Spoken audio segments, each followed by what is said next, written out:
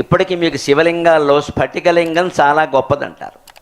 స్ఫటికలింగ దర్శనం మహాపాపనాశనం అంటారు. అంటే ఏమిటి? నిజమే, పాపనాశనమే. ఎలాగా?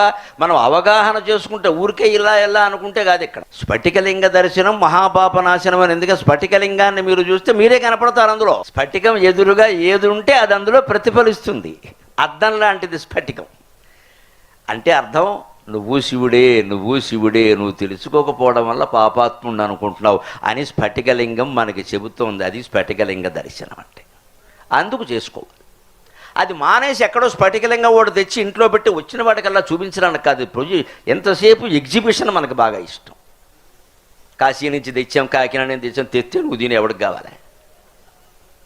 ఎవరికో చూపించాలి, ఫేస్బుక్లో పెట్టాలి. అది గొప్ప వస్తువు మా ఇంట్లో ఉంది కాబట్టి మేము గొప్పవాళ్ళం. ఎంత గొప్ప వస్తువు ఉంటే ఉపయోగం ఉందమ్మా? 4 వేదాలు నీ ఇంట్లో ఉన్నాయి, నువ్వేనా చదివేవా? దేనికి?